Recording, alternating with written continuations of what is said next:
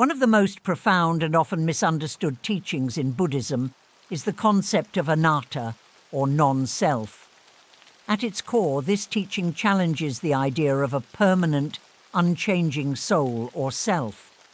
But what does this really mean? Does Buddhism believe in a soul? And if not, how does it explain the continuity of life, consciousness, and personal identity? We'll explore the Buddhist perspective on the soul, diving deep into the teachings of anattā, rebirth, and the nature of existence. We'll also address common misconceptions, provide real-life examples, and explain how this wisdom can transform the way you see yourself and the world around you. Buddhism teaches that what we commonly refer to as the self or soul is not a fixed, unchanging entity. Instead, it's a collection of ever-changing processes, physical, mental, and emotional, that come together to create the illusion of a permanent self.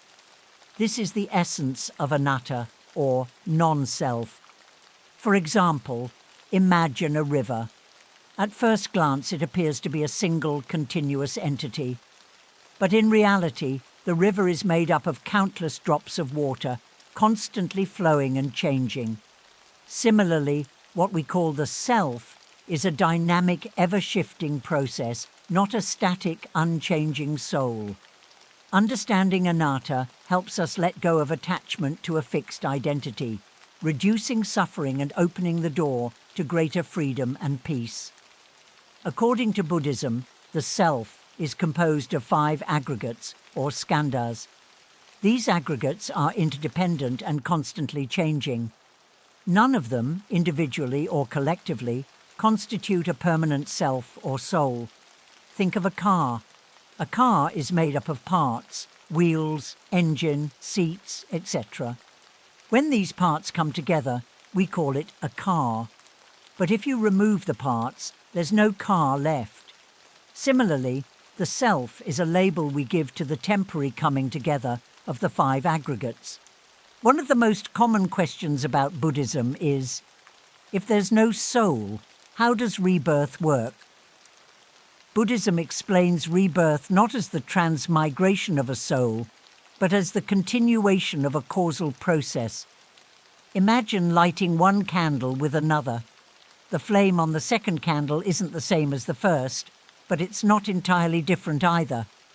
There's a causal connection, but no thing that moves from one candle to the next. Similarly, rebirth in Buddhism is the continuation of karmic energy, not the transfer of a soul. This understanding helps us take responsibility for our actions, or karma, without clinging to the idea of an eternal self. Understanding anattā isn't just an intellectual exercise. It has profound practical benefits. Recognizing the impermanent nature of the self helps us stay present and engaged in the moment. Imagine you're stuck in traffic. If you're attached to the idea of a fixed self, you might think, why is this happening to me? But if you understand anattā, you'll see the situation as a temporary, impersonal event, reducing frustration and stress. When you feel angry, instead of thinking, I am angry, try thinking, anger is arising. This subtle shift can help you detach from the emotion and respond more skillfully. Interestingly, the Buddhist concept of anattā aligns with modern scientific understandings of the self. Neuroscience, for example, shows that the brain is a dynamic, ever-changing system with no central controller. Studies on brain plasticity reveal that our thoughts and experiences physically reshape our brains. This supports the idea that the self is a fluid, evolving process, not a fixed entity.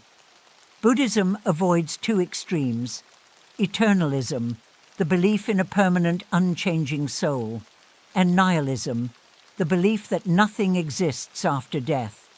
Instead, Buddhism teaches the middle way, which acknowledges the continuity of life without clinging to the idea of a fixed self.